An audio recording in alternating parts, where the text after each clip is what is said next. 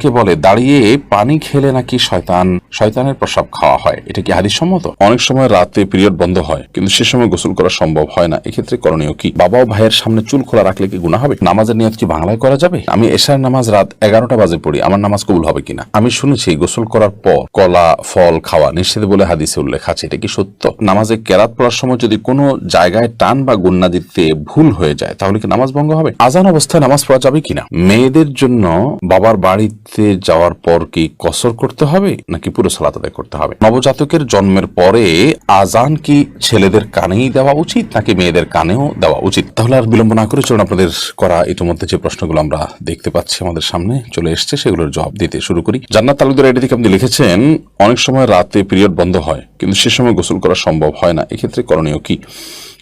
আপনি পরবর্তী সালাতের ওয়াক্ত হওয়ার আগে আগে গোসল করে ফেলবেন। ওমর ফারুক আপনি লিখেছেন, আমি শুনেছি 3 বার বিসমিল্লাহ পড়ে কাপড়ের কোনা ধুলে পুরো কাপড় পাক হয়ে যায়, এটা কি সঠিক? আপনার কোনো কাপড়ে যদি ময়লা লাগে, কোন জায়গায় লেগেছে আপনি জানেন না কিংবা বেশিরভাগ জায়গায় লেগেছে, আপনি যে কোনো কোনা ধরে বিসমিল্লাহ 3 বার পড়ে ধুয়ে ফেলবেন আর আপনার পুরো কাপড় পাক হয়ে যাবে। ব্যাপারটি তো সহজ নয়, বরং আপনাকে পুরো কাপড় পাক করার জন্য চেষ্টা করতে হবে। যদি সেটা অস্পষ্ট হয়, কোথায় হারিয়ে গেছে আপনি না জানেন, আর যদি জানেন তাহলে যে জায়গা না পাক লেগেছে শুধুমাত্র ওই জায়গাটাকে ধুয়ে আপনি পাক করে ফেলবেন, তাতে ইনশাআল্লাহ আপনার কাপড় পবিত্র হয়ে যাবে। সুমনা এর দিকে আপনি লিখেছেন, নামাজের নিয়ত কি বাংলায় করা যাবে? নিয়ত মানে তো মনের ইচ্ছা, মনের যে ইচ্ছা, মনের যে টার্গেট, মনের যে লক্ষ্য, আপনি কি নামাজ পড়ছেন, কোন সময় পড়ছেন, এটাকে উপস্থিত করতে পারা, এটাকে জাস্ট আপনার মাইন্ডে আপনি হাজির করলেন, মুস্তাহাজার যেটাকে বলা হয়, সেটাই যথেষ্ট। বাংলা আলাদা করে বা আরবিতে কোনো ভাষাতেই নিয়ত মুখে উচ্চারণ করার দরকার নেই। নাজিম আহমেদ শুভ্র এআইডি থেকে আপনি লিখেছেন, আমার বাবা আমার মায়ের মোহর পরিশোধ না করে মারা গেছেন, এখন কি আমি আমার বাবার পক্ষ হয়ে মোহরের অর্থ আম্মাকে দিতে পারবো? হ্যাঁ ভাই শুভ্র, অবশ্যই আপনি আপনার বাবার হয়ে আপনার মাকে মোহরের অর্থ দিতে পারবেন। এবং এই মাসআলাটি আমরা অনেকে জানি না যে যদি কোনো মানুষ জীবদ্দশায় তার স্ত্রীকে মোহর না দিয়ে মারা যান, তাহলে তার মৃত্যুর পর তার যে পরিত্যক্ত সম্পদ আছে সেখান থেকে তার যে ঋণগুলো পরিশোধ করা হবে, তার মধ্যে থেকে তার মায়ের যে মোহর বাবদ প্রাপ্য টাকা সেটাও কিন্তু পরিশোধ করতে হবে, অর্থাৎ সেটাও ঋণের মধ্যে থাকবে। এমডি আব্দুল্লাহ আপনি লিখেছেন, আমি এশার নামাজ রাত 11টা বাজে পড়ি, আমার নামাজ কবুল হবে কিনা? এশার নামাজ রাত 11টা পড়লে সেটা হয়ে যাবে। বিশেষ করে রাতের 1/3 পর এশার সালাত আদায় করা উত্তম। মধ্যরাতের আগ পর্যন্ত এশার নামাজ পড়া জায়েজ। মধ্যরাতের পরে যদি কেউ ভোরাতেও পড়ে তাহলে সেক্ষেত্রে সেটাও জায়েজ হতে পারে নিরুপায় ব্যক্তির জন্য। সচরাচর কোনো ওজোর ছাড়া মধ্যরাতের পর পর্যন্ত এশাকে নিয়ে যাওয়া উচিত নয়। এখন এই মধ্যরাতটা কয়টা বাজে হবে এটা আপেক্ষিক বিষয়, কোনো মৌসুমে কোনো দেশে এক সময় হতে পারে, অন্য দেশে আরেক সময় হতে পারে। আমাদের দেশে শীতকালে মধ্যরাত এক সময় হয়, গরমকালে আরেক সময় হয়, কারণ গরমকালে রাত ছোট থাকে, শীতকালে রাত অনেক বড় থাকে।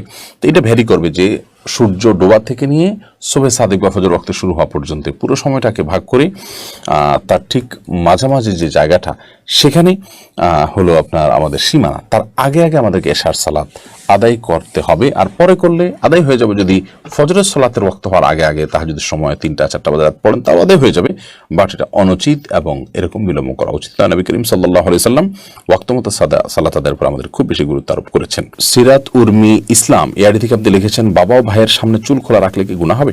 না, বাবা বা ভাইয়ের সামনে চুল খোলা রাখলে মেয়েদের জন্য গুনাহ হবে না। নিয়ামতুল্লাহ আপনি লিখেছেন, আজান অবস্থায় নামাজ পড়া যাবে কিনা? আজান চলাকালীন নামাজ পড়লে কোনো অসুবিধা, নামাজ হয়ে যাবে।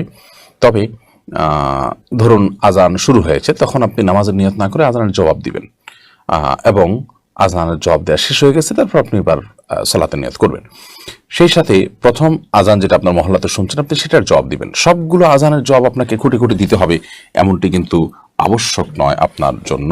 মেহরুন এআইডি থেকে আপনি লিখেছেন, এশার নামাজ কাজা হলে ভিতরের নামাজও কি কাজা আদায় করতে হবে? জি, এশার নামাজ যদি কাজা হয় তাহলে সেক্ষেত্রে ভিতরের সালাতও তার সাথে আদায় করবেন। মেয়েদের জন্য বাবার বাড়িতে যাওয়ার পর কি কসর করতে হবে নাকি পুরো সালাত আদায় করতে হবে? দেখুন, মেয়েরা বিবাহের পর স্বামীর সংসারে যখন চলে আসেন, এটাই তাদের বাড়ি, এটাই তাদের ঠিকানা, এটাই তাদের বসবাস। সেক্ষেত্রে তারা স্বামীর সাথে স্বামীর বাসা থাকবেন, তখন পুরো সালাত আদায় করবেন। আর বাবার বাড়িতে যখন যাবেন তখন সেটা তাদের আপনার বেড়ানোর জায়গা, এবং সেখানে তারা নিছকই গেস্ট, যার কারণে সেখানে কিন্তু তিনি আপনার পুরো সালাত আদায় করবেন না, বরং কসরের সালাত আদায় করবেন যদি সফরের দূরত্ব হয়, সেটি অনেক দূরের হয়, এবং সেখানে তিনি মাত্র 2-4 দিন 5 দিন বেড়ানো নিয়তে যান। আর যদি সেখানে তিনি বসবাস শুরু করেন বা সেখানে বসবাসের তার সুযোগ আছে, সন্তানের সেখানে থাকেন, অনেকে ঘর জমায় থাকেন ইত্যাদি, তাহলে সেখানে পুরো সালাত তিনি আদায় করবেন। আবু সাদাত এমনি সাইম আপনি লিখেছেন, আমি শুনেছি গোসল করার পর কলা ফল খাওয়া নিষেধ বলে হাদিসে উল্লেখ আছে, এটা কি সত্য? গোসল করার পর আর কলা বা ফল খাওয়া যাবে না এমন কোনো কথা কোরআন হাদিসে কোথাও আছে বলে আমার জানা নেই। আপনি কলা বা ফল এটা যে কোনো সময় খেতে পারেন, অর্থাৎ আপনি স্বাভাবিক যে কোনো সময় খেতে পারেন, এমনকি গোসল করার পর খাবেন না, আগে খাবেন, সকালে খাবেন না, দুপুরে বিকালে খাবেন, সেটা কিন্তু আপনার ব্যাপার। শরীয়তের এক্ষেত্রে তেমন কোনো বক্তব্য নেই। বিশেষ করে যে কথা বলা হচ্ছে এখানে যে গোসলের পর কলা খাওয়া ফল খাওয়া নিষেধ, এরকম কোনো কথা হাদিসে নাই। এটি যদি কেউ বলে থাকেন সেটি ভিত্তিহীন এবং মন গড়া। মোনালিসা মুন আপনি লিখেছেন, নবজাতকের জন্মের পরে আজান কি ছেলেদের কানেই দেওয়া উচিত নাকি মেয়েদের কানেও দেওয়া উচিত? নবজাতকের জন্মের পর আজান এটি ছেলে মেয়ে উভয়ের কানে দিবেন। আমরা অনেকে এক্ষেত্রে মনে করি শুধু ছেলেদের কানে দিতে হবে, না, উত্তর হলো ছেলে মেয়ে উভয়টির কানে দিতে হবে, এটি সঠিক। এবং আজান সম্পর্কে নবজাতকের কানে সপ্তম দিনে আজান, জন্মের পরে তাকে আজান দেওয়া, এই বিষয়টি বিভিন্ন হাদিস দ্বারা প্রমাণিত। যদি হাদিসের সনদগুলোকে মুহাদ্দিসরা অনেকে দুর্বল বলেছেন, কিন্তু সেটা আমলযোগ্য, এবং যার কারণে নবজাতকের শিশু তার কানে আজান দিতে হবে জন্মের পর, সেটি ছেলে হোক কিংবা মেয়ে হোক। যদি এটা ওয়াজিব নয়, কিন্তু দিলে সেটা ভালো মুস্তাহাব। এমনি সালমান আপনি লিখেছেন, নামাজে কেরাত পড়ার সময় যদি কোনো জায়গায় টান বা গুন্না দিতে ভুল হয়ে যায় তাহলে কি নামাজ ভঙ্গ হবে? সাধারণত মদগা গুন্নাতে ভুল হলেই নামাজ ভঙ্গ হয়ে যাবে, ব্যাপারটা এত সহজ নয়। তবে এটি কখনো কখনো হতে পারে এমন যে আপনার লাহানে জালি হয়ে গেল, যে মদ বা টেনে পড়া বা না পড়ার কারণে অর্থ বিকৃত হয়ে ভয়াবহ কোন অর্থ দাঁড়ালো, যেটা কোরআনের উদ্দেশ্যের পরিপন্থী, তাহলে সেক্ষেত্রে লাহানের জালিটা নামাজ ভঙ্গের কারণ হতে পারে। আহসান হাবিব আপনি লিখেছেন, বিয়ের মহরানা কি ছেলের নিজের উপার্জিত হতে হবে নাকি ছেলে তার বাবা থেকেও নিতে পারবে? বিয়ের মহরানা এটা ছেলের উপার্জিত অর্থেই হতে হবে এমনটা আবশ্যক নয়, বরং তার বাবা থেকে সে চাইলে নিতে পারে।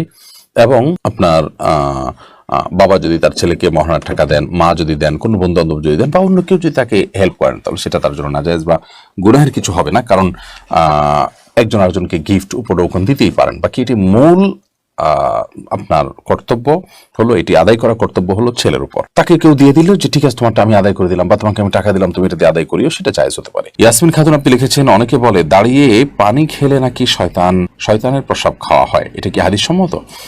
না ভাই, এটা হাদিস সম্মত কোনো কথা নয়। আমরা অনেক মন গড়া কথাবার্তা বানিয়ে নিয়েছি, যেগুলো হয়তো মানুষকে সংশোধন করার উদ্দেশ্যে কেউ বানিয়েছেন। যেমন দাঁড়িয়ে পানি করলে সেটা শয়তানের পেশাব খাওয়া হয়, নাউজুবিল্লাহ। তারপরে কেউ যদি শুয়ে শুয়ে বই পড়ে তাহলে সেক্ষেত্রে ক্ষতি হয় মুখটা। তারপরে বই পড়ে যদি কেউ পৃষ্ঠা খুলে রেখে যায় তাহলে শয়তান পড়ে ফেলে। এগুলো সব লোকমুখে প্রচলিত এবং বানোয়ার কথা, যেগুলোর কোনো ভিত্তি কোরআন হাদিসে কোথাও নেই। এগুলো যারা বানিয়েছেন হয়তো বা তারা এই জন্য বানিয়েছেন যে ধরুন দাঁড়িয়ে পেশাব পানি খাওয়া তো আসলে স্বাস্থ্যের জন্য ভালো না, গলা আটকে যেতে পারে, আর শরীরের দৃষ্টিকোণ থেকে এটা ভালো জিনিস না। তো এই খারাপ কাজটা যাতে কেউ না করে সেজন্য একটু শক্ত করে একটা বানোয়াট কথা দিয়ে তাকে ভয় দেখাই দিলেন। তো এই ধরনের বিষয়গুলো সৎ উদ্দেশ্য করা হলেও অনুচিত এবং নাজায়েজ। কারণ মান কাযিবা আলাইয়া মুতাআম্মিদান ফালিয়াতাবাওয়া মাকআদাহু মিনান নার। নবী সাল্লাল্লাহু আলাইহি ওয়াসাল্লাম বলেছেন, আমার নামে যে মিথ্যা কথা বলবে, মিথ্যা কথা রটাবে, সেই জন্য তার ঠিকানাকে জাহান্নামে জেনে রাখে। বিধায় এই ধরনের আপনার এই ধরনের কথা বলা এটা জায়েজ এবং গুনাহের কথা।